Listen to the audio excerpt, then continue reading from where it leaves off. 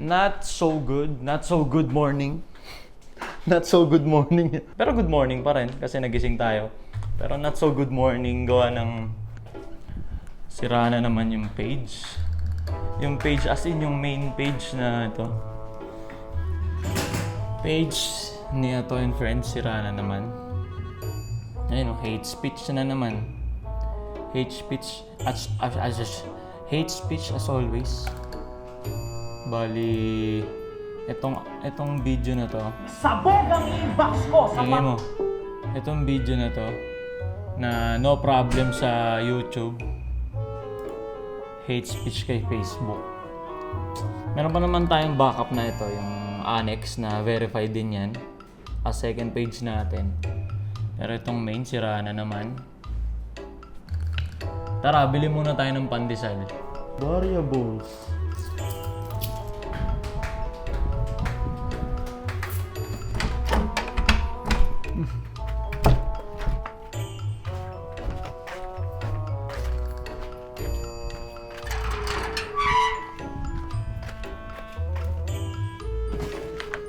Hindi na ako mag-helmet kasi malapit lang naman.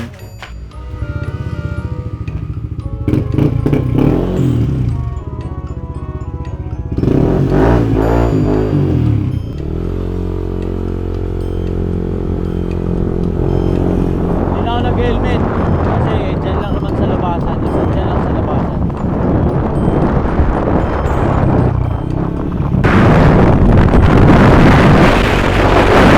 Good morning, bossing!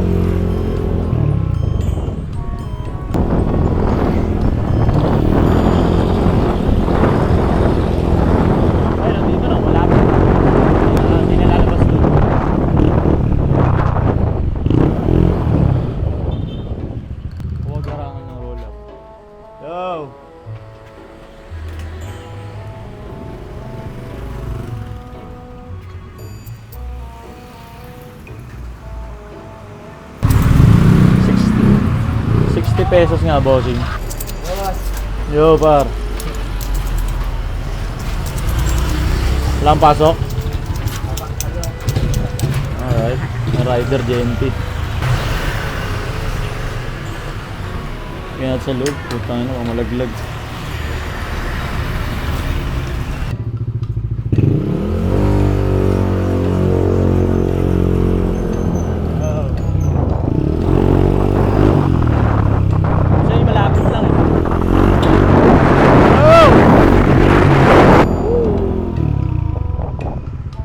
Morning, Chip.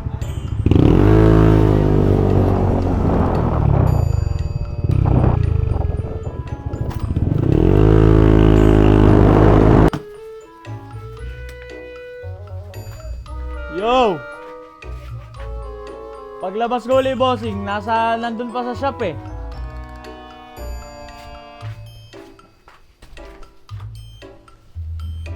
Hello, good morning!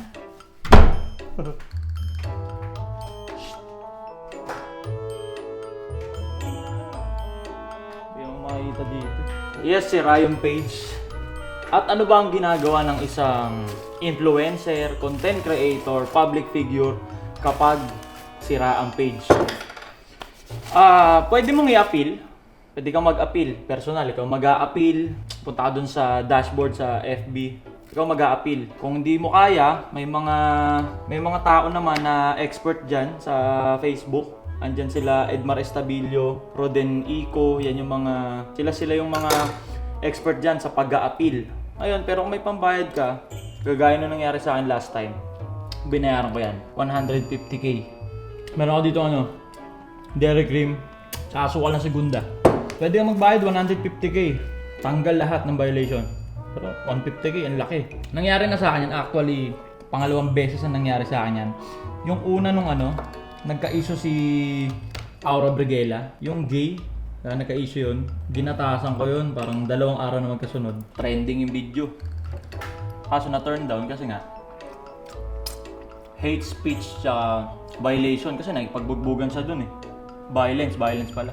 Sa akin, kung anong next move ko, kung anong gagawin ko, i-appeal ko siyempre habang nag-aantay ng result, para trating ko muna tong YouTube. Kasi ito yung lahat ng content creator na nagpapasikat or sumisikat sa Facebook, TikTok, ang pinaka long term talaga na goal or agenda mo, maging vlogger. Pag content creator kasi nag-iisip lang kami ng kung anong content. Parang ngayong araw, si YouTuber, si vlogger, ito yun. Kumakain ako pandesal, may pagkwentuhan ako sa inyo. Ito yung vlog, di ba?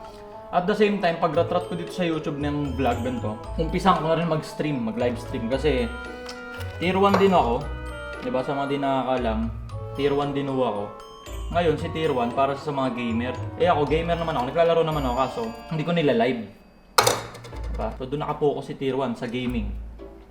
So ako baka, hindi pala baka. Uumpisan ko na, mag-stream ako, Dota, GTA. Yung nilalaro ko, nagkakabal din ako sa ngayon. Kung tinatanong nyo, pag may violation ba, pag ganyan na restricted yung page, kumikita pa rin ba? Yung mga old videos mo, nangyari, like for example sa akin, ilan na ba video ko sa Facebook? Para mga, may 300 na ba? 400? Lahat yun monetize. Lahat yun may ads. Eh tuloy-tuloy naman yan, araw-araw may nanonood. Tuloy-tuloy, kaso hindi kasing laki nung kapag nakapag-upload ka.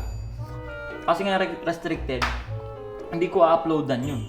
Kasi sayang effort. Kasi walang ano siya eh, walang distribution, hindi kakalat, walang makakapanood. So, kahit ratatin ko yun, sayang. Kaya ang raratatin natin ngayon, YouTube na. YouTube, TikTok, TikTok Shop, yung clothing, habang pinapagaling yung page. Hindi pwedeng tumunganga, hindi pwedeng magantay. Di ba karamihan ng mga public figure, content creator, influencer sa internet, pag nasira yung page nila, alam nyong nasira yung page nila. Bakit? Nagiging madrama sila, nagiging madasalin, di ba? Sira na naman yung page. Huhu, Lord, ikaw na ang bahala. Alam mong sira yung page nila, di ba? Tapos, walang ano, bukang bibig nila na walang distribution, walang views, walang engagement, walang reaction. Nagdadrama sila. Talagang dinadamdam nila. Sa atin, kung mapapansin nyo, medyo iba. Kasi hanggat maaari, positibo lang tayo tumingin. Like for example yun, nasira yung page, restricted. As primary source ko, pwede na ako magdamdam. Paano na? Kanina pagkagising ko, 6 AM, nakita ko, restricted yung page. It's time para mag-YouTube. Ba, yun agad yung naisip ko. Hindi sa pinto na nagsarado. Parang ako ang dating sa akin as positive thinker. Parang yung universe na mismo, yung nagsasabi na, ratratin ko si YouTube. Lilo ka muna sa Facebook, ratratin mo si YouTube. Parang gano'n. Kasi itong internet life, isa tong malaking mind games. Pag negatibo ka mag-isip, kakainin ka ng buo nito. Iko-consume ka ng buo nitong internet life. Pero kung positive ka mag-isip, baliw ka mag-isip. Kailangan baliw ka mag-isip eh. Diba? Like for example yun, na-restrict. Ang sasabihin mo, as normal, as hindi baliw at as hindi kakaiba mag-isip, shit, na-restrict. Ayaw na sa akin ng tao. May nagre-report sa akin. Kahit wala naman. Yan. Walang nagre-report. It just happened. AI na kasi si Facebook. So parang humigpit. Content keyboard restricted. Content keyboard violation. Walang nagre-report sa'yo. It just happened. AI na kasi si Facebook. Ba yung universe na yung nagsasabi sa'yo na ratratin mo na yung ibang bagay. Like for example, YouTube, streaming, yung clothing line. Yung pag-content kasi sa Facebook, kainin yung buong araw, maniwala ka sa akin. Mukha lang siyang madali. Mukha lang siyang easy-easy. Mukha lang siyang naglalaro ka lang sa harap ng camera, nagtitrip ka lang, nagtatatalak ka lang. Lahat ng tropang content creator mag-a-agree sa umaga pagising mo, mag-isip ka anong gagawin mo. Isushoot mo. Diba? I-edit mo pa. Konsumo buong araw yun. Promise. Kung gusto mo ng content na effective ba? Kasi kung content lang na basura, kahit 4, kaya mong gumawa, 5, only. Pero yung kakaiba, nakakatawa talaga, or may sense talaga, kainan sa buong araw mo. Sa mga gustong dyan, maging content creator, maging public figure, gawa kayo ng video, bigyan kayo ng 10 ways kung paano ka tatagos sa internet life. Tagal ko nang nasa isip yan. Gusto kong ibalik yung mga ganun, 10 utos, 10 ganto ganyan, 10 uri ng ganto ganyan. Kasi ako pakiramdam ko, yung mga ganong klaseng content, yung 10 utos, 10 ganto ganyan. Kay Kong TV yun, di ba, originally? Pero tingin ko kaya ko siyang mabigyan ng hustisya. Kaso pang YouTube kasi yung ganun. Kaya gagawa tayo ng ganun. Ngayong restricted yung Facebook, ratra tayo sa YouTube. Yan lang muna. Like, comment, and subscribe. Kita-kits tayo dito sa YouTube.